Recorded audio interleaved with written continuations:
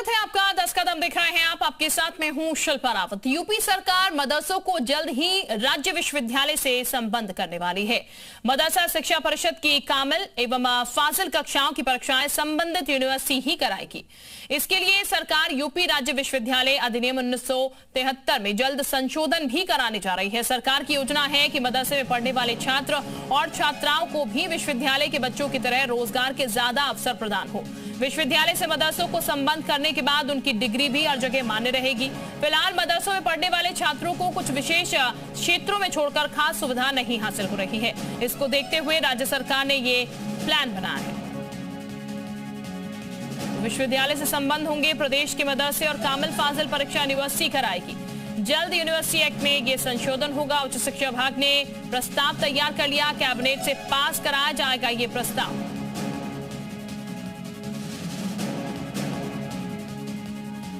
UP के जो मदरसे हैं उनको विश्वविद्यालय से संबद्ध कराया जाएगा, अटैच कराया जाएगा और अब उनकी परीक्षाएं जो हैं वो भी यूनिवर्सिटी ही कराएगी।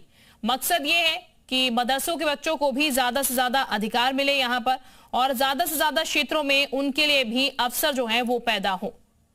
अभी वो कुछ ही क्षेत्रों में उनके लिए अवसर हैं, लेकिन विश्वविद्यालय से अटैच होने के बाद उनके लिए अवसर खुल जाएंगे। और ये बता दें आपको खबर पूरी क्या है वो भी हम आपको एक बार विस्तार से बताते हैं कि खबर विश्वविद्यालय से संबंध यूपी के मदरसे होने जा रहे हैं। इसके साथ ये बता दें आपको कोशिश ये है कि कामिल फाजिल परीक्षा जो है वो अब यूनिवर्सिटी कराएगी ताकि बच्चों को रोजगार के अवसर जो है उपलब्ध हो। यूनिवर्सिटी एक्ट में संशोधन हो सकता है। जल्द ही प्रस्ताव बाकायदा इसको लेकर पास कर लिया गया है। कैबिनेट में प्रस्ताव ये रखना है। उच्च शिक्षा विभाग ने ये प्रस्ताव फिलहाल तैयार किया है।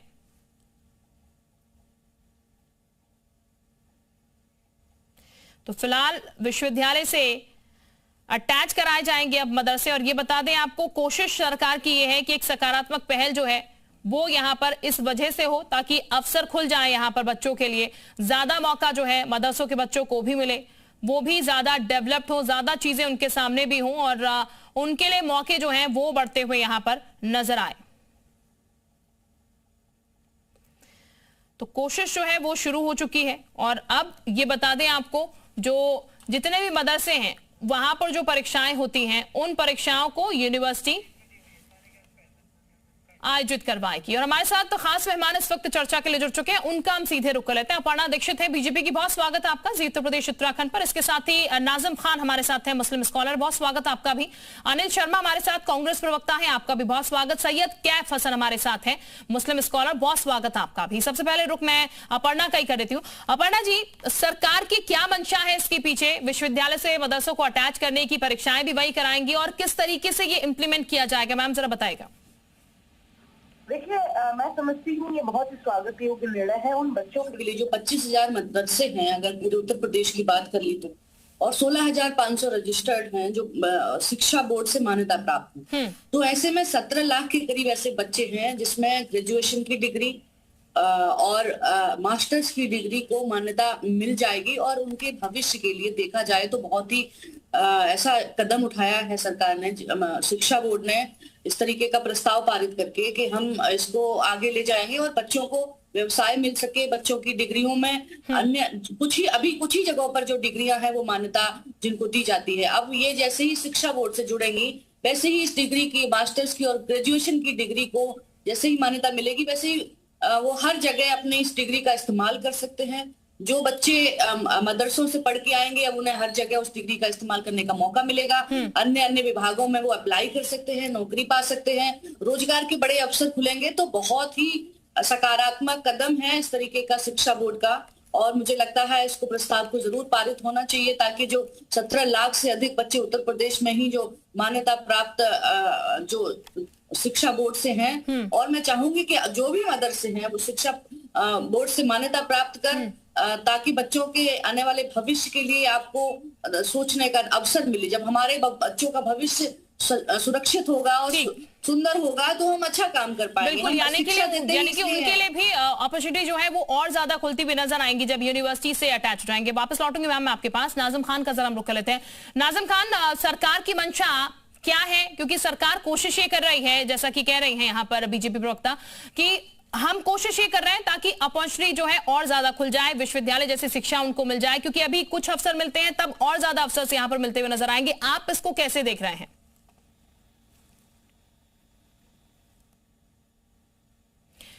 नाज़िम जी, आप म्यूट मोड पे हैं।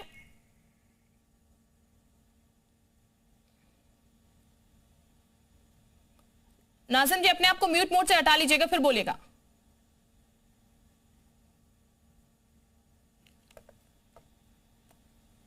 चलिए, नाज़िम जी के पास मैं वापस जाऊंगी, शायद उन तक मेरी आवाज अब नहीं पहुंच पा रही है।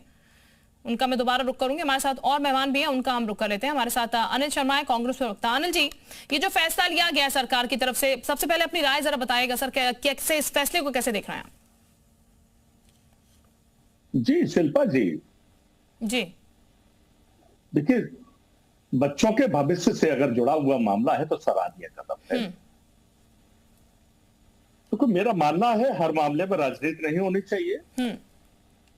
बच्चों के भविष्य से लेकर जो मामला हुआ है वो अच्छी बात है, लेकिन साथ ही एक प्रश्न खड़ा होता है कि हिंदी की एक पाठशाला चलती थी जिसमें मध्यमा उत्तमा, प्रथमा मध्यमा उत्तमा और हिंदी साहित्य रत्न वगैरह जो डिग्रियां मिलती थी, उन्हें विश्वविद्यालयों के द्वारा मान्यता रद्द कर दी गई। उसके द्वारा रोजगार के साधन सृजन होते थे। एक हिंदी के द्वारा उन लोगों को जो पाठ्यक्रम मिलता था और एक नए रोजगार उन्हें मिलते थे, वो उसके बाद पीएचडी भी करते थे, लॉ भी करते थे, उसको इस सरकार ने बंद कर दिया। अभी मेरी बीच में ही बात हुई थी, नागरिक प्रचारणी आगरा में है, जहां से ये पाठ्यक्रम चला करता था। सैकड़ों की तादाद में बच्चे जब एग्जाम दिया करते थे। आखिर हिंदी साहित्य से इतनी नफरत क्यों भी जीती? मुस्लिम स्कॉलर्स के लिए, मुस्लिम बच्चों के लिए बहुत अच्छा सराहनीय कदम है, लेकिन क्या हिंदुत्व के बच्चे वो हिंदी न पढ़ पाए? अलग से जो पाठ्यक्रम चलता था, बरसों से चला आ रहा था, उसको क्यों बंद किया गया? उसको भी चालू कराया जाए, एक सराहनीय कदम होगा वो भी। देखिए, भविष्य बच्चों का उज्जवल होगा तो अच्छी बात है। ठीक है। अपर्णा जी, कांग्रेस तो सराह रही है सर, एक चीज और बता रही है जो आपने भी सुनी, क्यों बंद कर दिया गया यहाँ पर हिंदी स्कॉलर को, इसको लेकर क्या जवाब है आपके पास? देखिए, मैं ये समझती हूँ कि आज कांग्रेस के पास में वो बोलने का वो नहीं है। मुझे लगता है कि अगर इस तरीके के विषय को सराहा रहे हैं तो बहुत बेहतरीन है, और सरकार की कुछ निर्णयों को विपक्ष को भी सराहना चाहिए। तो ये बहुत ही शानदार बात है कि, लेकिन मैं ये समझती हूँ कि ये जो पूरा निर्णय हुआ है, और रही बात हिंदी साहित्य की, तो ये सरकार का अपना विचाराधीन निर्णय है। अभी इस पर निर्णय लिया नहीं गया है। इस पर कोई भी प्रतिक्रिया अभी पहले से देना मुझे नहीं लगता है उचित है। और दूसरी बात मैं ये कहना चाहती हूँ कि ये जो 17 लाख बच्चे हैं, इनको अगर देखें तो अगर ये अलग अलग रोजगार पाएंगे तो कहीं ना कहीं अब ये बहुत बड़ी पहल शुरू हुई है उत्तर प्रदेश में, जिससे कि अन्य राज्यों को भी सीख लेने की जरूरत होगी। यानी कि पहल शुरू हो चुकी है। अब इस पहल को लेकर बाकी हमारे पैनलिस्ट क्या कुछ कह रहे हैं, उनका भी जरा एक बार और रुक कर लेते हैं। सैयद कैफ हसन साहब हमारे साथ है, उनके पास चलते हैं। सैयद, आप कैसे देख रहे हैं इसको, क्योंकि फैसला लिया गया है, भले के लिए कहा यह जा रहा है कि बच्चों को जो है और डेवलपमेंट एक तरीके से मिलेगा, इसके जरिए उनके लिए और रास्ते जो है खुलते हुए नजर आएंगे जब वो यूनिवर्सिटी से अटैच हो जाएंगे, विश्वविद्यालय से अटैच हो जाएंगे।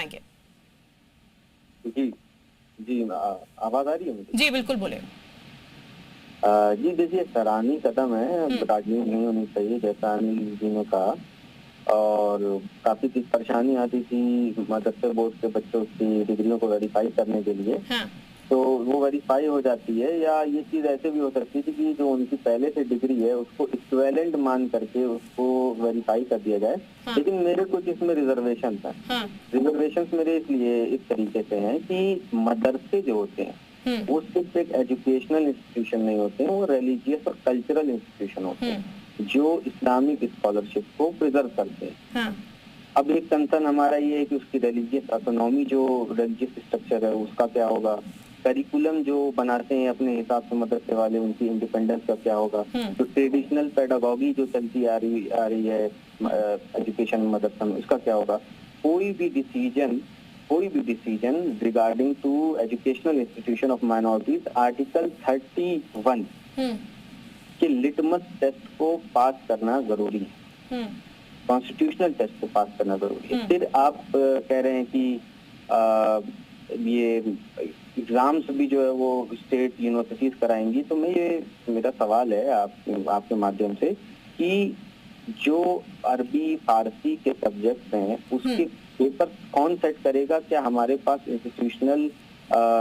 इंस्टीट्यूशनल खाका है कि ऐसे लोग, ऐसे टीचर्स हैं जो उनकी कॉपी को इवैल्यूएट करेंगे? और एक और रिजर्वेशन ये कि कोई भी डिसीजन रिगार्डिंग मदरसा, जो उल्मा है या मदरसा बोर्ड है या मुस्लिम एजुकेशनल ऑर्गेनाइजेशन है, उनको कंसल्ट किए बिना नहीं रहना चाहिए, क्योंकि अल्टीमेटली वो उसको अफेक्ट कर रहा है। हमारे मदरसे में अरेबिक पढ़ाई जाती है, फिक़ह पढ़ाई जाती है, इस्लामिक जूरिस्प्रूडेंस, हदीस, तफसीर, तमाम ऐसी चीजें पढ़ाई जाती हैं जिसका स्पेसिफिक एक्सपर्टीज है कुछ लोगों के पास। तो यूनिवर्सिटीज के पास वो अपैरेटस, वो इंस्टीट्यूशनल सपोर्ट है या नहीं है, ये एक ठीक सैयद क्या, क्योंकि अभी विचाराधीन है, प्रस्ताव है, इम्प्लीमेंट नहीं हुआ है, तो जाहिर तौर पर जो बात आप कह रहे हैं वो भी अब सरकार तक पहुंचेगी और निश्चित तौर पर उन पे भी वर्क होगा और आप जैसे लोग ही जो है वो सलाह देंगे इसको लेकर। मैं वापस आपके पास लौटती हूँ, नाजिम खान साहब के पास जाती हूँ मैं, शायद उनकी आवाज अब हम तक पहुंचे। नाजिम जी, इस पूरे मसले को आप कैसे देख रहे हैं, क्योंकि सरकार जो है वो एक अच्छे मकसद से बता रही है यूनिवर्सिटी से अटैच करना, आपकी इस पर क्या राय है? शिल्पा जी, मेरी आवाज आप तक? जी बिल्कुल, बोलेगा। हाँ शिल्पा जी, देखिए वाकई में काबिल तारीफ है ये जो सुनने में जो आ रहा है कि भी देखिए फाजिल और कामिल के लिए भी जिस तरीके का मामला है, तो देखिए अंडर ग्रेजुएट और पोस्ट ग्रेजुएट की बात यहाँ पर हुई और अटैच करने का तो एक काबिल तारीफ है, क्योंकि मदरसों को हमेशा एक निशाने पर रखा जाता था। मदरसों को कहा जाता कि भी देखिए यहाँ पर तालीम की जगह कुछ और पढ़ाया जाता, तो जब ये आपके अंडर ग्रेजुएट, पोस्ट ग्रेजुएट या कॉलेज से बिल्कुल अटैच हो जाएंगे विश्वविद्यालयों से, तो जाहिर सी बात है कि जो एक क्वेश्चन मार्क लगा रहता था मदरसों के ऊपर, ये भी बंद हो जाएगा। और देखिए यहाँ मदरसे के अंदर देखिए तालीम जो मिलती है, यहाँ पर देखिए मौलाना, मुफ्ती, कारी, यहाँ सब निकलते हैं। और आपने देखा होगा 2022 के अंदर मदरसों के अंदर से नीट का एग्जाम क्लियर करा था, और अभी जालंधर के अंदर भी एक मदरसा था, वहां से बहुत से बच्चों ने नीट एग्जाम क्लियर करा, मदरसों के बच्चों ने।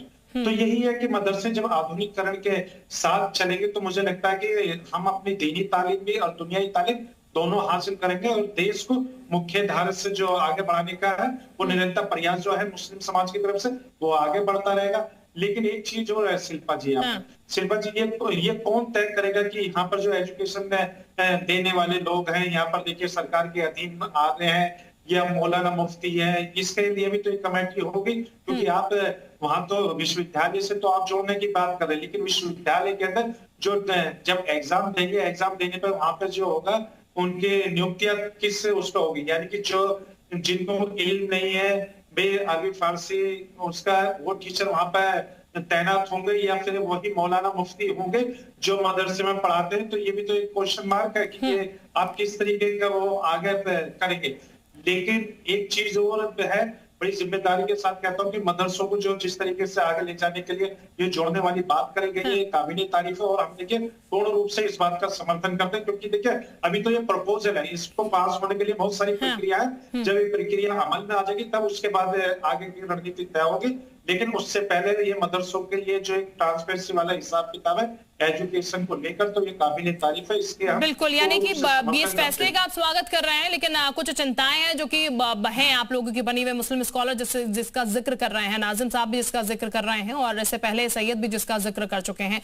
अपर्णा, क्योंकि अभी विचाराधीन है ये पूरा मसला और जाहिर तौर पर इस वर्क होगा, और जैसा कि नाजिम साहब भी कह रहे हैं कि समय लगेगा इन पूरी प्रोसेस में, कैसे इंप्लीमेंट करेंगे और जो शंकाएं उन्होंने व्यक्त की हैं उसको लेकर किस तरीके से काम किया जाएगा? देखिए अभी प्रस्तावित किया गया है। प्रस्तावित करने से पहले लोगों से बातचीत होती है और प्रस्तावित होने के बाद में क्या मुख्य जो बिंदु आते हैं लोगों से समझना होगा, लोगों को बैठाना होगा, लोगों की मीटिंग करनी होगी। हमारे जो सुप्रीम्स हैं, जो वक्फ बोर्ड को लेकर हैं या फिर और अन्य जो मौलवी हैं और उलेमा वगैरह हैं, इन सबसे राय मशवरा लिया जाएगा और मुझे ऐसा लगता है कि ये सब और सबकी भावनाओं का सम्मान किया जाएगा। मदरसे बोर्ड से भी बात की जाएगी, मदरसों से लेकर जो भी अन्य छोटे छोटे बिंदुओं पर चर्चाएं होंगी और ये हो भी चुकी होंगी, तभी इसे प्रस्तावित किया गया है। सरकार कोई निर्णय लेगी तो संतुष्ट करने के लिए ही लेती है। बच्चों के भविष्य का सवाल है, अगर मदरसे में पढ़ने वाले उन 17 लाख से अधिक बच्चों का, तो मैं ये समझती हूँ कि एक एक बिंदु पर बात की जाएगी और कोई भी ऐसा बिंदु नहीं रखेंगे जिससे कि बच्चों के भविष्य पर कोई प्रभाव पड़े। और सरकार का पहली प्राथमिकता है, वो चाहे कोई भी वर्ग विशेष से हो, वो चाहे किसी जाति से हो, वो चाहे किसी धर्म से हो। आज सरकार ने ये बता दिया है इस तरीके के प्रस्तावित करके इस निर्णय को कि हमारे लिए सबका साथ, सबका विकास और सबका विश्वास ही सर्वोपरि है और सर्वप्रथम है। और ऐसे ही हम सबका साथ, सबके विकास के साथ आगे बढ़ेंगे। और ये जो राजनीति आज विराम लगा दी है एक तरीके से कि भारतीय जनता पार्टी मुस्लिमों की पार्टी नहीं है और अन्य अन्य लोग जो मुस्लिमों की राजनीति सेक्युलर बनने की कोशिश करते रहते हैं और ये कहते रहते हैं कि देखिए ये उनके कभी नहीं हो सकते हैं, और मुस्लिमों को खुद ऐसा बताने की कोशिश करते रहते हैं। तो ये वोट बैंक की इनकी राजनीति भी धीरे धीरे खत्म होगी। इसलिए ये कदम बहुत ही सराहनीय कदम है। बच्चों के दिमाग में जो ये भर देते हैं बचपन से ही कि एक तबका ऐसा है जो हमारा नहीं है, और इस तरीके के तमाम यानी कि सरकार सबके लिए काम कर रही है, जो नारा देती है वो सबके लिए काम कर रहे हैं। नाज़िम साहब कुछ काउंटर करना चाह रहे हैं, बोलेगा नाज़िम साहब? हाँ शिल्पा जी, देखिए जिस तरीके से अभी मेरी बहन कह रही थी कि इनके तालीम में ये पढ़ाया जाता है कि एक तबका हमारा नहीं है, झूठ बोल रही है। मजहब इस्लाम हो या कोई अन्य धर्म हो, सब इसी बात की बात करते हैं कि आपस में मिलजुल कर रहना, सौहार्द बनाने की सब बात करते हैं। और देखिए मेरे मजहब इस्लाम के अंदर अगर आप पढ़ेंगे तो इंसानियत को बचाने की बात होती है और इंसानियत को आगे ले जाने की बात होती है। अगर ये कह देना कि एक तबके को दूर करना, कहीं ना कहीं मजहब इस्लाम को ये बदनाम करने के जो नैरेटिव है वो कहीं ना कहीं सेट करी जा रही है। और देखिए हम लोग तो देखिए सभी धर्म समाज का सम्मान करते हैं। नहीं, आपने जो वर्ड पढ़ी मैंने उसकी कह रही हूँ राजनीतिक पार्टियों के लिए कह रही थी, ना कि मैं किसी व्यक्तिगत चीज को लेकर कह रही हूँ। वो राजनीतिक पार्टियां जो रोटियां सेकती हैं, मैं उनकी बात कर रही हूँ। आप शायद गलत समझे और प्रिडिक्ट कर रहे हो मेरी बात को। मैं उन राजनीतिक पार्टियों देखिए मैं वो कहता हूँ कि कोई भी धर्म हो या मजहब हो, कोई भी किसी के भी गलत बात नहीं कहता। और देखिए अच्छी सीख देते हैं। देखिए यहाँ सनातन जो धर्म को मानने वाले लोग हैं वो भी देखिए सनातन भी अच्छाई की बातें करते हैं, मजहब इस्लाम भी अच्छाई की बातें करता है। लेकिन कुछ लोग जो होते हैं वो नफरत का माहौल क्रिएट करते हैं, मुल्क का सौहार्द बिगाड़ने की कोशिश करते हैं। और मैं तो देखिए जी न्यूज के माध्यम से सभी देशवासियों से ये अपील करूंगा कि अफवाहों पर ध्यान न दें और शासन और प्रशासन का हमेशा सहयोग करें। और इस मुल्क की सौहार्द बनाने के लिए हम सबकी अपनी नैतिक जिम्मेदारी है, क्योंकि एक छोटी सी चिंगारी पूरे जंगल में आग लगा देती है। उसी तरीके से अफवाह भी है ना जाने कितनों मुल्क के अंदर एक नफरत का माहौल पैदा करेगी। इन सब चीजों से हमें बचने की जरूरत है। और देखिए हम विकास की मुख्य धारा के साथ अपने सरकार के और देश के साथ खड़े, क्योंकि हम चाहते हैं कि हमारा देश आगे बढ़े। और यानी कि इस फैसले के साथ हैं आप, यानी कि इस फैसले के साथ है। सैयद कैफ का भी जरा मैं एक बार रोक लेती हूँ। सैयद कैफ, जिस चीज का जिक्र नाज़िम साहब ने भी करा, यहाँ पर द्वंद्व तो कम से कम खत्म हो जाएगा। यहाँ पर ट्रांसपेरेंसी को लेकर जो बार बार जिक्र होता है, जो बार बार मदरसों को लेकर सवाल खड़े हो जाते हैं, कम से कम वो चीज तो यहाँ पर खत्म होती हुई नजर आएगी सरकार की तरफ से ही जो कोशिश की जा रही है उससे।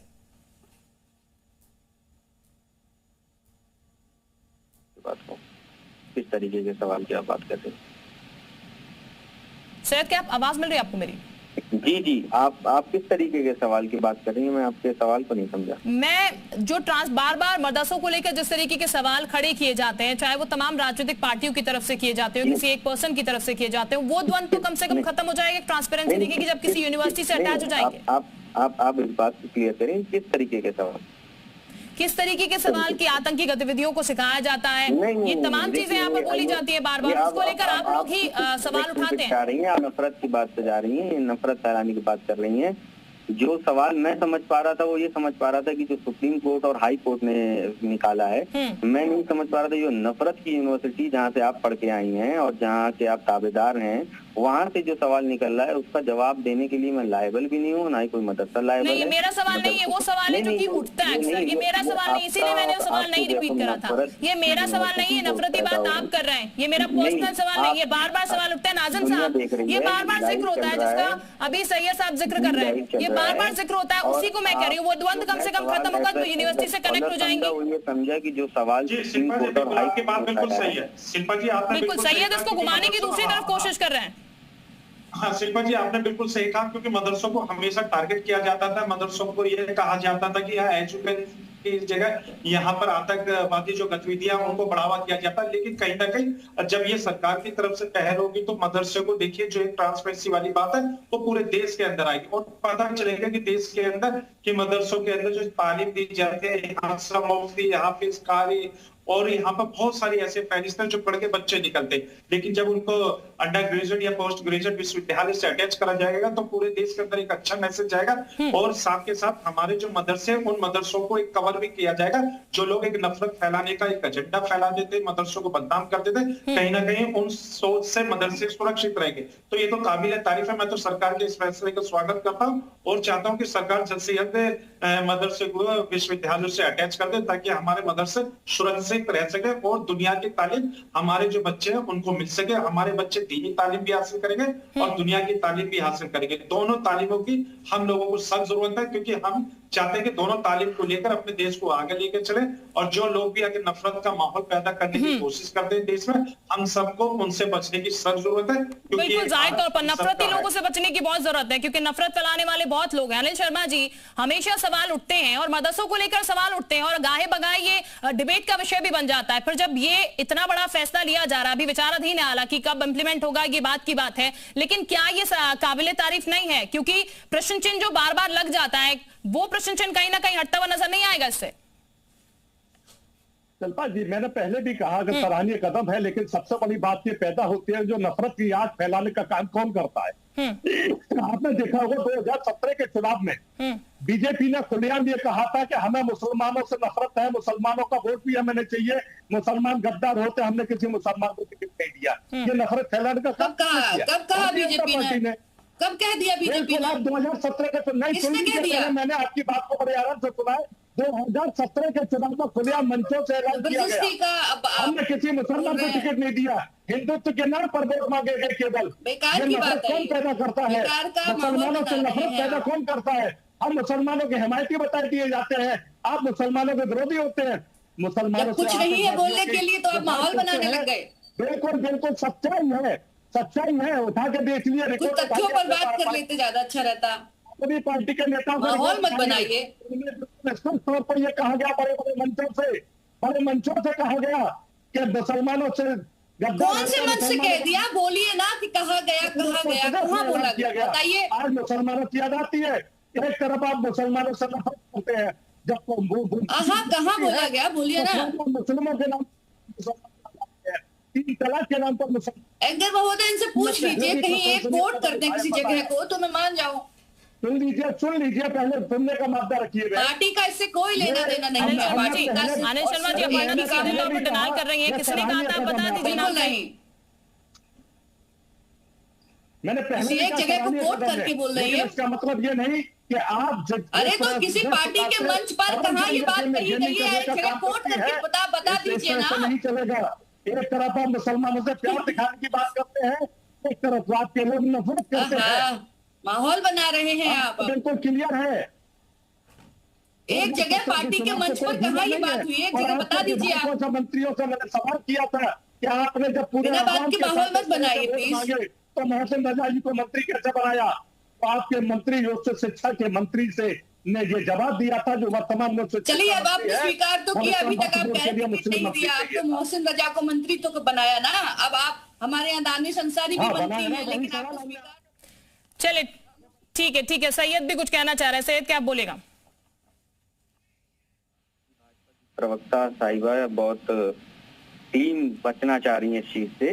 क्या आप भूल गई जब हिमंता बिस्वा शर्मा ने जो है गोली चला करके जो है मियां मुस्लिम को भगाने की बात की थी?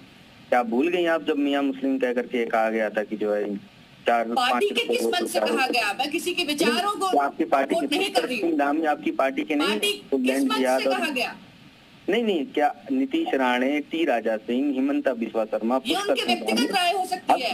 मैंने कहा पार्टी भारतीय जनता पार्टी का इससे कोई लेना देना नहीं है। कोई व्यक्तिगत कहीं किसी प्लेटफॉर्म पे प्राइवेट फंक्शन में जाके क्या बोलता है, पार्टी उसे डांटती है, दबड़ती है और कहती है कैसे बयानों से बचा जाए, कोई लेना देना नहीं है। पार्टी भारतीय जनता पार्टी का सबका साथ सबका विकास। कपड़े से पहचानने की बात की, लगाई क्यों नहीं लगाई जाती है फिर उनकी? आप बहुत जल्दी भूल रही हैं बहुत। या तो आप उस पार्टी, मैं नहीं बोल रही हूँ, मैं कह रही हूँ पार्टी के किस मंच से बात हुई? एक मंच का नाम ले लीजिए आप। अब नहीं, मंच बताइए ना। पार्टी के मंचों से इस तरीके की भारतीय जनता पार्टी बात करती नहीं है, ना इस तरीके की सोच है, ना इस तरीके की विचारधारा से काम करती है। चलिए ठीक है, नाज़िम का हम बराबर से रुक कर लेते हैं। नाज़िम, क्योंकि ये चर्चा थोड़ी अब डिरेल हो रही है, वापस चीजें घूम रही हैं, लेकिन इस फैसले पर जब वापस आ जाते हैं तो ये फैसला जो है भविष्य के लिए कहीं ना कहीं राहें खोलता हुआ नजर आएगा। चलिए, तमाम मेहमान हमारे साथ इस वक्त बने हुए थे और अपनी अपनी राय जो है उनकी तरफ से रखी गई, लेकिन कुल मिलाकर कहा जाए तो फैसले का स्वागत किया जा रहा है, क्योंकि एक नई दिशा देने की कोशिश की जा रही है मदरसों को यहां पर और इस विषय के लिए, ताकि उनके लिए भी यूनिवर्सिटी से कनेक्ट होकर राहें खुलती हुई नजर आए। बहुत शुक्रिया आप सभी का हमारे साथ जुड़ने के लिए। चर्चा में वक्त एक छोटे से ब्रेक का।